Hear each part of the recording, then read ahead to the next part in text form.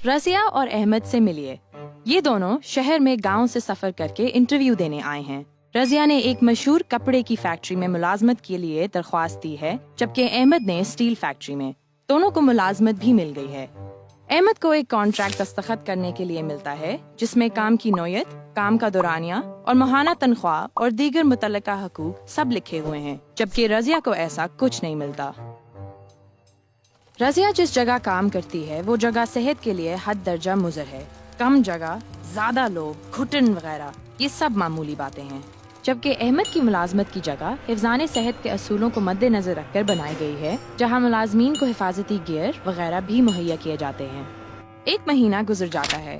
جب تنخواہ کا دن آتا ہے تو احمد اپنی پوری تنخواہ مہینے کی پہلی تاریخ کو ہی وصول کر لیتا ہے۔ رضیہ کو تنخواہ لینے کے لیے دفتر کے کافی چکر لگانے پڑتے ہیں، اور جب اسے تنخواہ ملتی ہے تو وہ وعدے سے بھی کم ہے۔ ایک بدقسمت دن دونوں کام کے دوران زخمی ہو جاتے ہیں۔ احمد کو فوراً رخصت مل جاتی ہے اور اس کے ہسپتال کے اخراجات بھی ادا کیے جاتے ہیں، جبکہ رضیہ گھر میں بے حال و پریشان بیٹھی ہے۔ اس کے پاس ہسپتال کے اخراجات کے پیسے نہیں ہیں۔ وہ پریشان ہے کہ اگر وہ اپنے کام پر نہ گئی تو اس کی تنخواہ میں سے اس کے پیسے بھی کاٹے جائیں گے۔ جب رضیہ کچھ دنوں کے بعد واپس دفتر جاتی ہے تو اس کا باس چھٹیوں کی وجہ سے اس سے ناراض ہے۔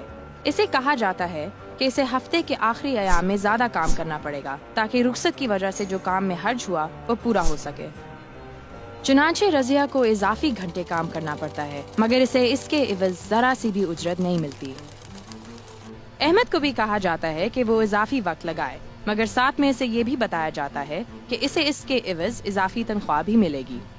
کچھ دنوں کی سخت محنت کے بعد رضیہ کو افواہیں سننے کو ملتی ہیں کہ بجٹ میں کٹوتی کے باعث کچھ لوگوں کو ملازمت سے فارغ کیا جا رہا ہے۔ چنانچہ وہ اپنے باس سے رابطہ کرتی ہے، جو اسے یقین دلاتا ہے کہ ایسا کچھ نہیں ہوگا، مگر یقین دہانی کے باوجود اسے چند دنوں بعد ملازمت سے برخاست کر دیا جاتا ہے۔ اس کے برعکس احمد کو باقاعدہ طور پر خبر دی جاتی ہے کہ نازک مالی حالات کے پیش نظر کمپنی جلد بند ہونے والی ہے، مگر اسے 1 مہینے کا وقت اور تنخواہ دی جاتی ہے تاکہ اسے کوئی اور ملازمت تلاش کرنے میں سہولت ہو۔ احمد اور رضیہ دونوں اپنے گاؤں واپس جاتے ہیں۔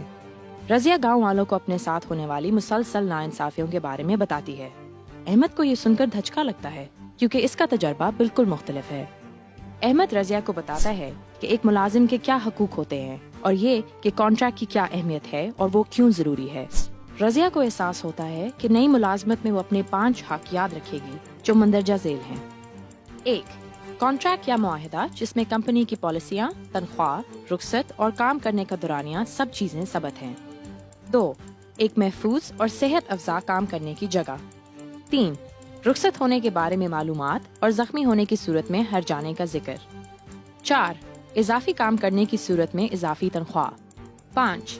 برطرفی سے پہلے مہینے بھر کا نوٹس یا پھر تنخواہ کی فراہمی۔ شہریوں، ملازمت میں استحصال سے بچنے کے لیے ان 5 حقوق کو یاد رکھیے، کیونکہ ایک باخبر شہری ایک با اختیار شہری ہوتا ہے۔